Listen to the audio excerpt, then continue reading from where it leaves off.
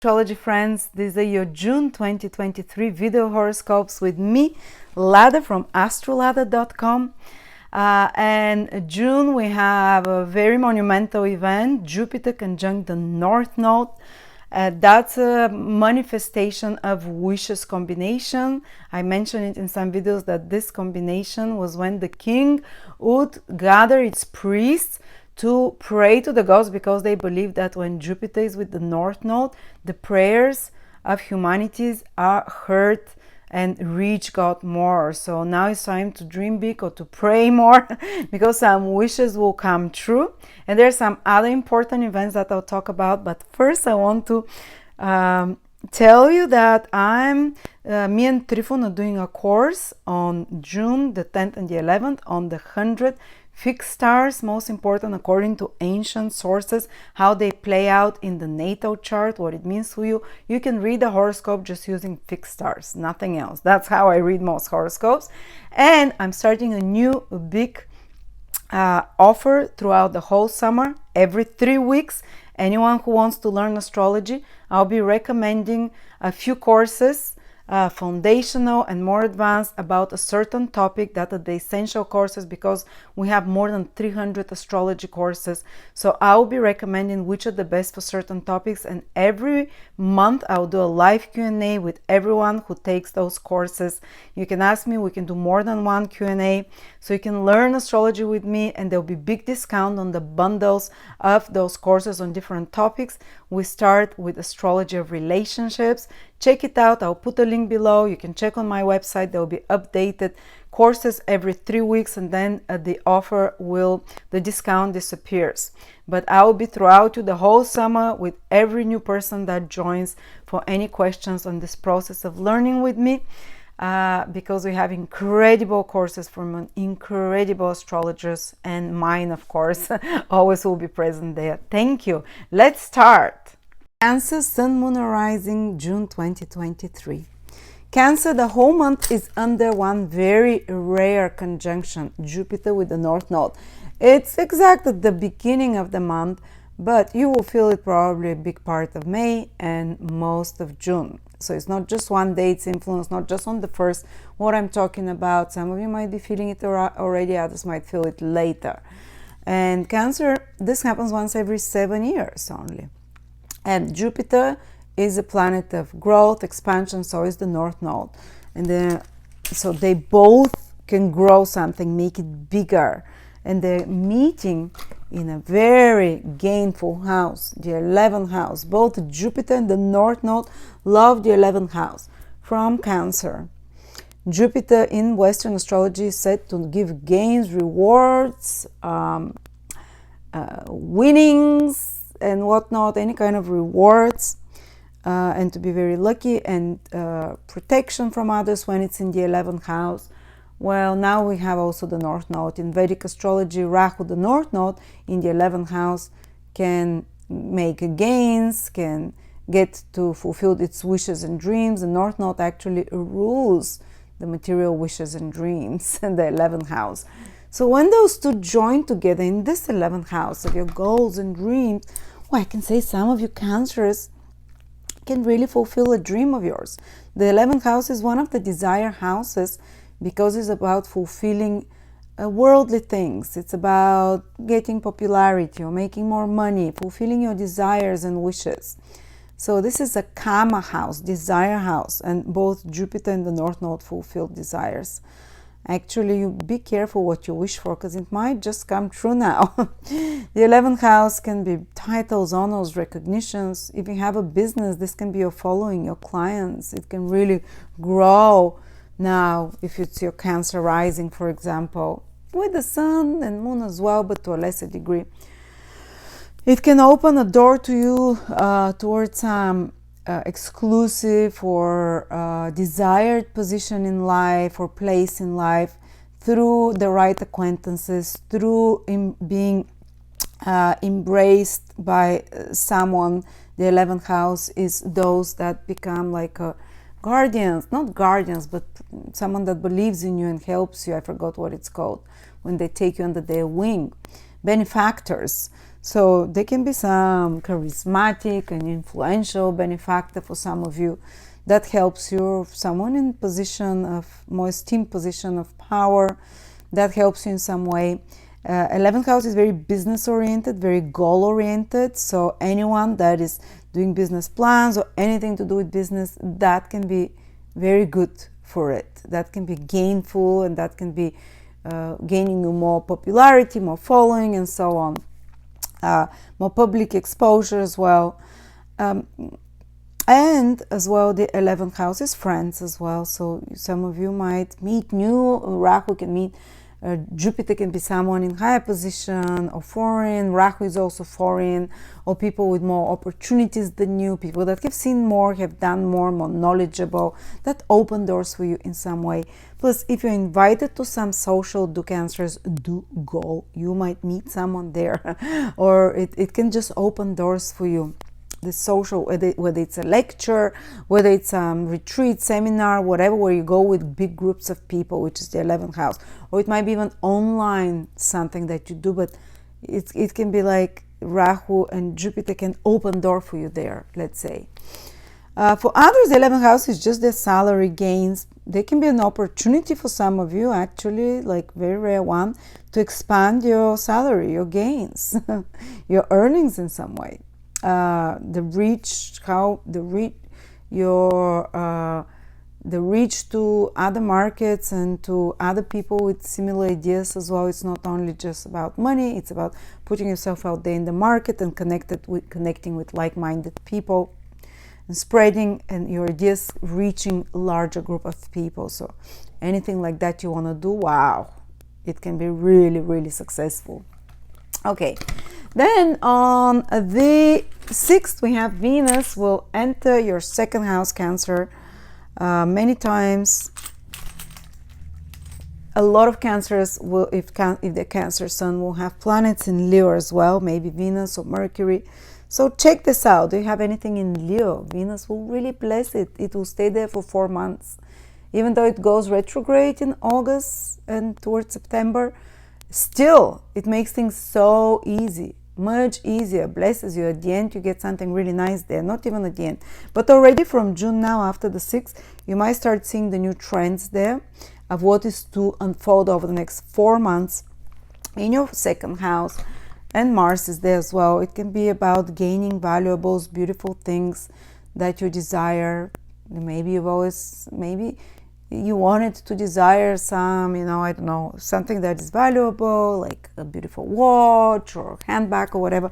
Venus there in the second house can finally, and it's not Venus doing it, it's kind of, again, the planets are just pointers of what is our internal state. They don't cause it. But Venus in the second house can mean that your financial situation can improve. For example, you can get a lot of pleasure and experience a lot of enjoyment from material things, from sensual things, not necessarily just money. For some of you, it can mean like a good streak money-wise. And look, this Jupiter North Node is also, which is one of the houses of gains. This is how you gain it, this is how you spend it, the second house where Venus is, and how you invest it. So Venus there can give you some good ideas where to invest, or just spend on more luxurious things, which is Venus, or spend on anything which is second house, good food, anything that looks attractive, anything that makes the environment more beautiful, anything that is valuable as well. So almost for 4 months, you'll have a good eye and idea where to put your money, and because Venus is very good judge, helps you be a very good judge of things, very good evaluator. Where is it good to invest and put, and even if you're spending money, because Venus can do that, it's for quality things. Venus recognizes them, and for something that will keep its value. Well, Mars can make you a bit more impulsive with spending in June in particular, but after that, towards the middle of July, it leaves, so only Venus stays there. So now for June there might be more expenses, but also more money coming in because of Venus there. Venus in the second house can really make you gain more in some way. Also can make you make wiser choices, more informed, more well evaluated choices in regards to what you eat, especially after Mars leaves, because Mars makes you again more impulsive with the hunger impulse, the second house, what you put in your mouth, not just food but substances as well. So Venus there can make you more balanced, and to choose Venus's high vibration is natural, anything natural. The artificial stuff is the North Node Rahu. So Venus there, or a bad Venus, but Venus is doing good aspects. So Venus there can help you have more natural tastes as well, that are healthier, wholesome in your fashion, in your clothes, in your possessions, and if you want to buy furniture to decorate, you'll have very good taste, more natural. What you put in your mouth for the foods can make you have more natural taste as well. More holistic, you know, Venus is a very holistic planet, interestingly enough. It's all natural things. Anyway, and with, of course, you might veer up towards richer and a bit sweeter things as well, but there is good ones like fruit and so on. And the second house is also your teeth. If you want to do some teeth work, wow, that'd be great time with Venus, the planet of beauty, doing teeth work. Second house in Vedic astrology is the face as well. Do you want to do some work as well around the face? I'm not saying surgeries and such intense things, but if you do that, because Mars is there connected to surgeries, yeah, I think it will be good. But with Venus, like also beauty procedures on your face, you'll notice that after those few months, maybe a lot of you look prettier than normal, especially in that area. All right, so anything also pampering the nails, body, massages, and so on, they can be a good focus on that. And for more practical people, it just means financially you'll be better. There will be some help. There can be some improvement of the material circumstances for you. All right, then on the 12th, Pluto goes back to Capricorn. Cancer, that's in your 7th house. So who's going to feel it? The last 2-3 degrees Cancer. So if you're born on the 20th, 21st, 22nd, maybe you'd feel it back of July till the 23rd, you know. And you feel it more through others, through relationships. You'd feel it more through the partner, where there is more possible power struggles or some very intense relationship, or something definitive and very, very final and extreme happening in your relationships. Like for some of you, sometimes it's getting married, for others it's getting divorced, and so on. But or someone challenging you, like a power struggle, but that challenge is only so it can awaken your own internal power to take your power back. But anyway, for all Cancers, this dipping of Pluto back into your 7th house can indicate that you have some unfinished business in regards to relationships, maybe someone from the past, and that's till the end of the year. And maybe someone from the past, or to clear up something from the past, some unprocessed traumas connected to relationships, to others that are rising up, that are being regenerated, like to be examined, to be psychologically evaluated as well. But also Pluto coming back into the sphere of the 7th house can make the relationships more, the desires and relationships a bit more intense, sometimes a bit more crisis prone, but also very, very strong, powerful desire. Sometimes with Pluto in the 7th house, very karmic partners appear, not necessarily bad, but very transformational. After them, your life is not the same, and that's till the end of the year. Also, just be careful that someone is, because with Pluto in the 7th house can be like someone trying to take power over you. Something external, it's not always person, even sometimes it's some external circumstance that tries to intimidate you. So don't allow yourself to be intimidated. You've almost finished this lesson, Cancer. Pluto is on the verge of your 7th house, so you've taken your power back, a lot of you, from a lot of things in the past 12, since 2008, gradually. It's just one last reminiscence that you've got the power and something to change cardinally in your relationships. All right, then on the 18th, we're gonna have Pluto Saturn going retrograde, that's in your 9th house. Well, nothing, nothing intense there. It's making a trine to you. The early born Cancers, those that are born in June, can feel this Saturn trine, especially those born around the 4th, 5th, 6th, 7th, sorry, not the 4th, the 22nd, 23rd, 24th, 25th, 26th, 27th. They can feel it very strongly, the Saturn turning retrograde. But it's in a stabilizing way, because Saturn is making a trine to their Sun, Moon, or Ascendant. They're thinking rationally, they're thinking clearly. Yes, they might have more responsibilities and duties. Even a trine can make that. It can make them more serious, can put a bit more pressure on them, psychological, but they also have like the backbone and the very down to earth, salt of the pillar. You're like a rock type of energy, salt of the earth, pillar of society energy.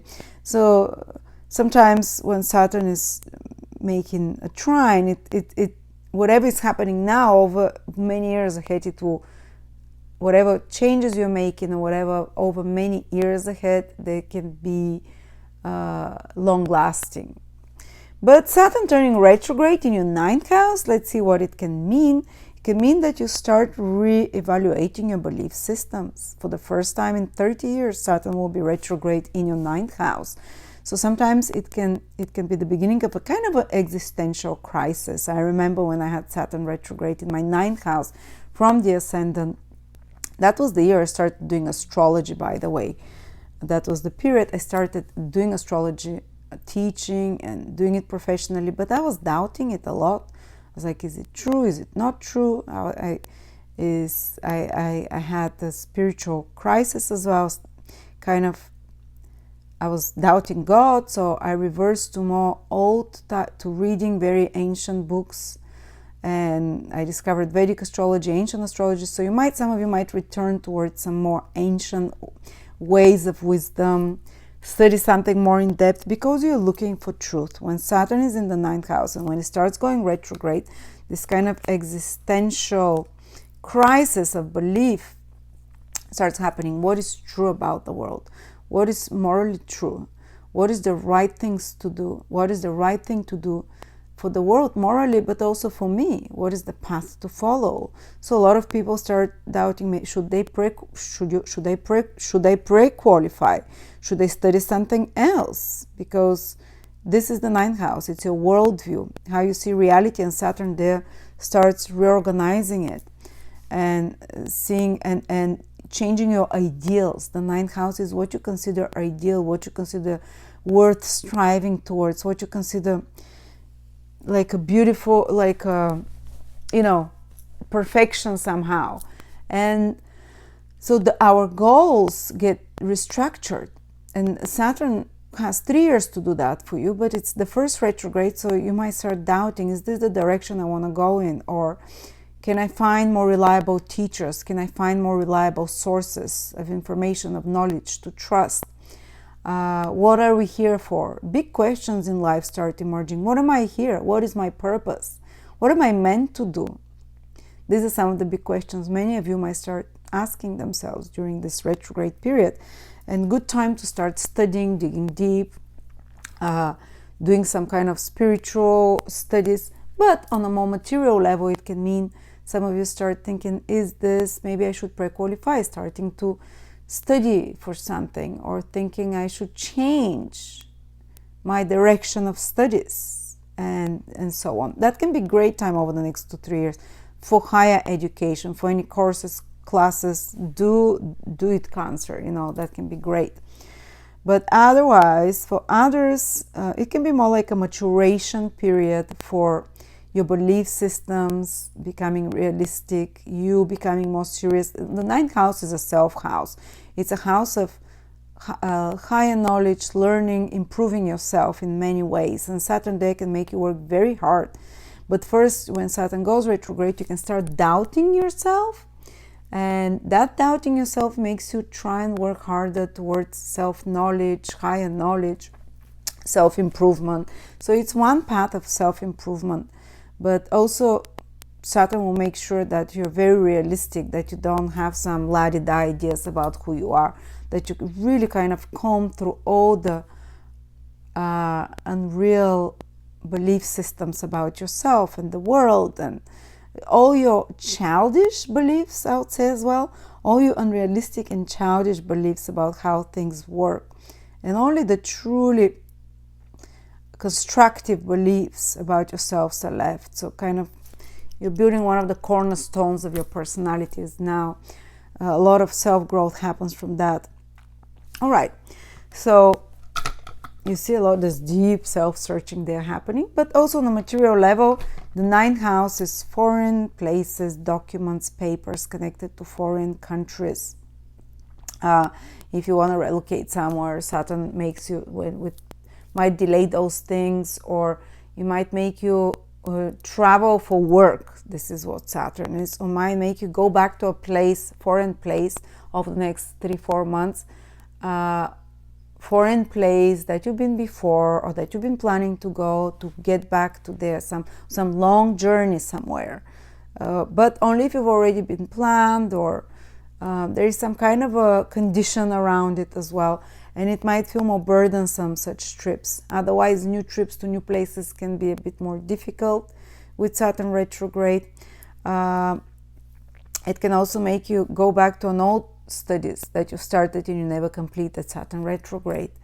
Or it can make you, it doesn't make you, it can signify that you're working on some papers and documents about faraway places, or about anything to do with import, export, or anything to do with yeah, I think we said it. Oh, anything to do with teaching and learning. It might be a more intense period for a few months now, where you have to really put extra efforts there with the Saturn retrograde, and when things are moving a bit slower, when things like you're deciding to change direction in some way, anything to do with foreign places, higher education, learning, traveling, academia. So there we go. And then on the same day, we're gonna have new moon in your 12th house on the 18th of June. You might feel a bit like this month, a bit more tired, especially the last 10-15 days, because of this heavy energy in the 12th house. So take a break, rest if you can. Maybe go to a nice 12th house rules, hotels, retreats, spas, even faraway places. I know Saturn is going retrograde in the 9th house as well, but I don't know, maybe for a little bit, because of this new moon in the 12th house, for a month you still can, foreign places and so on. But a good time to retreat for anything spiritual work till the end of the month, definitely.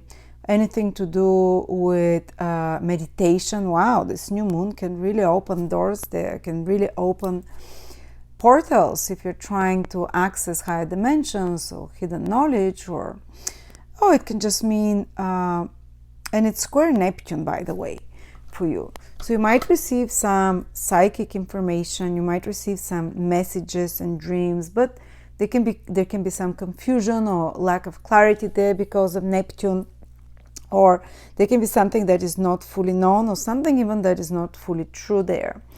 But as well,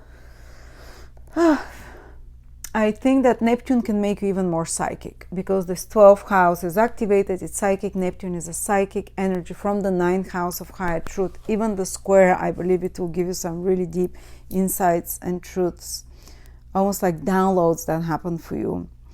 And the 12th house is about the imagination that can be very highly stimulated. So around this new moon and then till the end of the month, I would recommend you take it easy. After, around the new moon and for a week after that.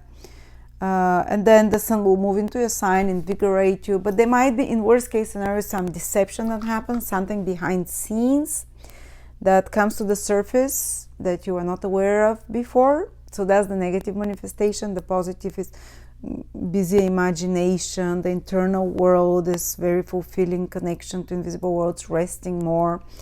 sometimes escapist tendencies, imaginative relaxation, hotels, taking it easy, and so on, which is the 12th house. But again, as I say, I think one of the most important things these months for you Cancers, is Jupiter conjunct the North Node that we talked about in your 11th house. And then over the next 4 months, it will be this Venus in your 2nd house, which is quite nice, actually. It's perfect. Venus loves being in the 2nd house, giving us nice things there. So thank you so much, Cancer. And yeah, if you want to learn astrology with me, you have the whole summer. I'm giving incredible discount and recommendations and online classes with me.